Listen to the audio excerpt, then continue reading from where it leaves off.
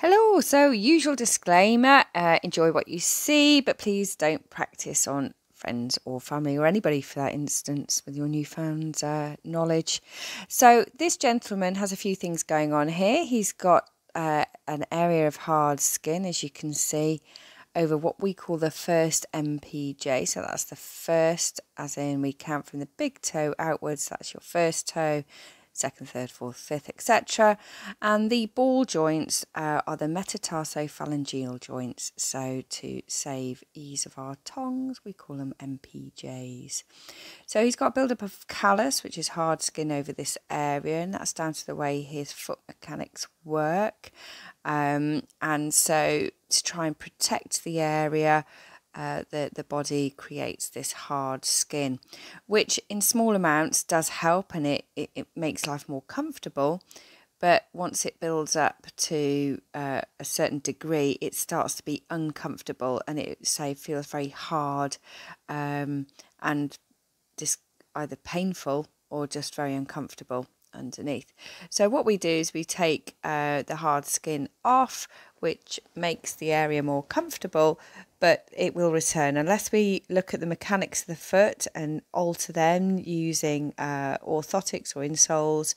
Then this will return. And so this gentleman comes to me quite regularly for treatment of his feet, and you will see his major problem further on in the video.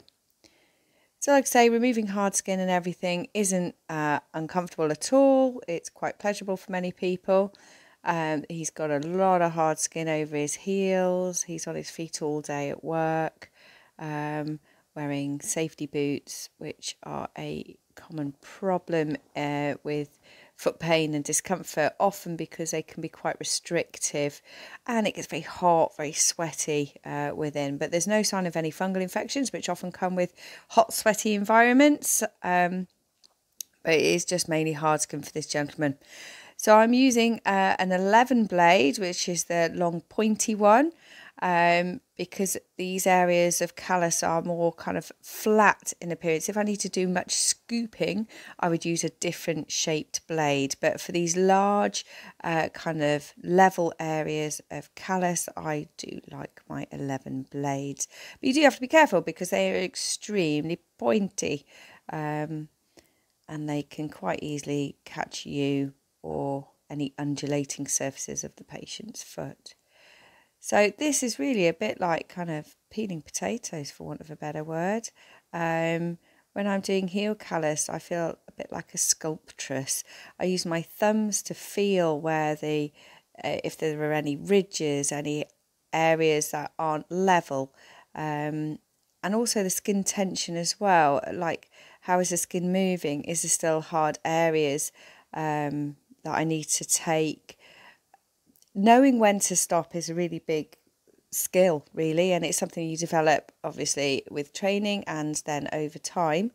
And I learned to know when to stop by feeling, by looking. All of those things are telling me how much more I need to do and when I need to stop.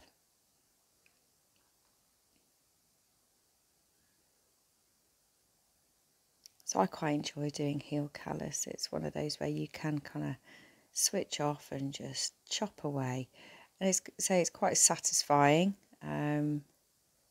This gentleman doesn't have any heel fissures. Now those are cracks that can occur when you get either very dry skin and hard skin, and so the hard skin can build up and then it cracks, and that can crack right down and actually open up the skin underneath, and they can be extremely uncomfortable. It's like having like paper cuts all over your heels. So every time you put a step down, it opens up a bit, and it really does hurt. But with regular treatment, we can prevent things like heel fissures. So like I say, this gentleman comes to me quite regularly for treatment, so we can keep on top of anything like that.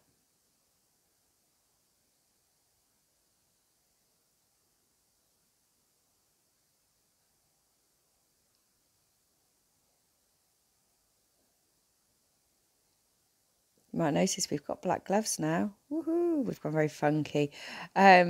literally the supplies, that's the only colour they had, and I went with it.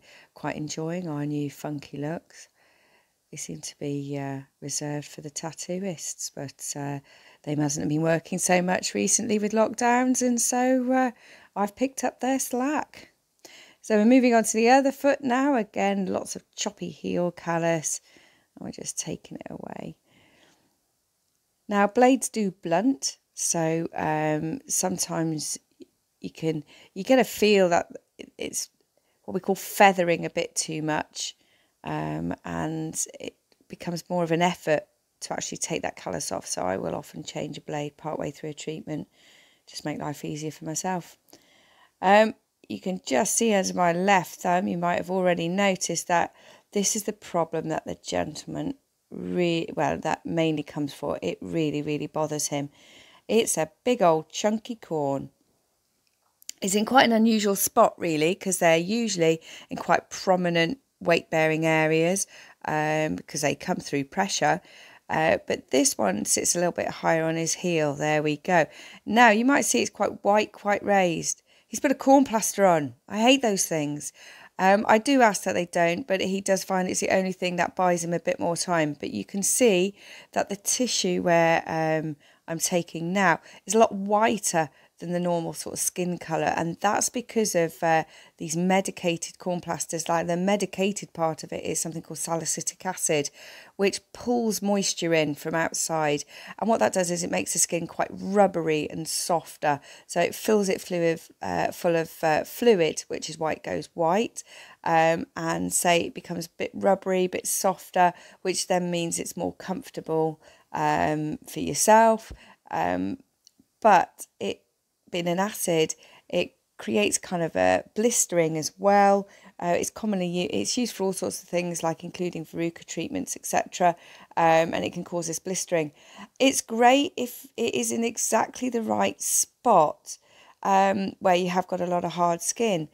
But if it moves, or you get it not, if you're, the problem you're having is in a position that you can't quite get to properly or see where you're sticking it properly, they often do say move. Once you've got it on in the right spot, they shift, and that acid doesn't care where it's at. It will burn down and it will cause problems wherever it lay. So often we end up with big holes, big problems and infections because of these corn plasters. They are a podiatrist's biggest loathe. I hate them. I clean up more messes after these verruca treatments and corn plasters. It just spend the extra money and come and see a podiatrist. We'll do the job properly for you, and without having to correct any ulcerations or breakdowns as a result of your £3-4 corn plaster. So as you'll have seen, he's got that nucleus, that central core area that I've kind of removed, and I'm just getting the real base part of it out. And then it will feel so much more comfortable, But like I say, this gentleman does come regularly for treatment, but he is on his feet all day long at work, and he's still in full-time work and everything, so it does build up quite quickly. So what I will show you shortly, we're going to try a slightly a different treatment that we do use and has some really good results, but you've kind of got to be on it as well. But it is a really simple thing, works better than corn plasters, but kind of does the job as well, and they're pretty easy to get hold of. So again, he's got more callus here over the first MPJ.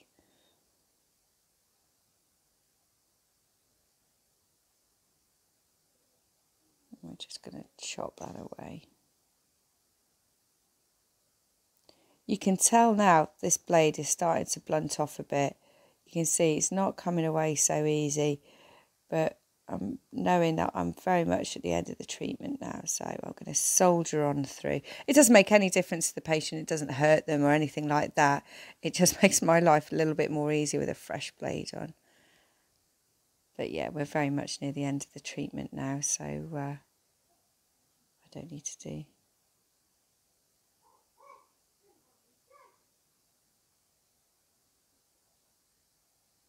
So again, I use my thumb I pull upwards with my thumb to create skin tension so that I can cut down with the blade with the other hand. And then I also, like I say, feel around for any undulations, any differences in thickness, giving me a good idea, any ridging. I like things to be absolutely smooth with nice graduated margins and borders.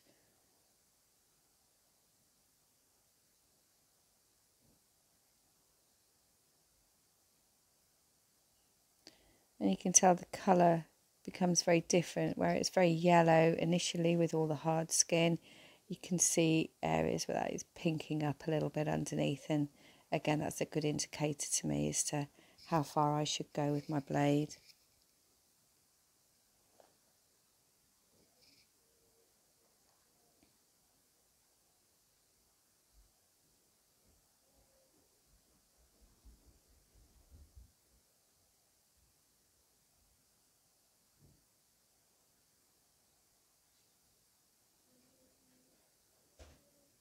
So this is the bit I was just mentioning. Now this is actually an ulcer dressing. It's a hydrocolloid ulcer dressing. Also, they're used as blister plasters, etc.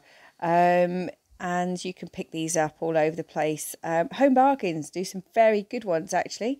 But as this is an ulcer dressing, I've cut it off a larger sheet. Now the edges are very, very sticky, so we need to make sure that they're kind of covered over, otherwise they'll catch on socks, etc. And roll up like chewing gum. So this gentleman's going to leave this on for 7 days and try and keep it dry. After 7 days, he can remove it, have a bath or shower as normal, and then ideally apply another one so that there's kind of always one in the area. Now that will do a similar thing. Oh, this is all the bits and pieces left over now. Look at all of that. Be half an inch shorter. But yeah, leave it on for 7 days. It'll do the same as a corn plaster, soggies it up, makes it more comfortable, but without blowing holes in things. So I hope you found that very interesting. Don't forget to like and subscribe, as it all really helps, and we'll see you again soon. Bye.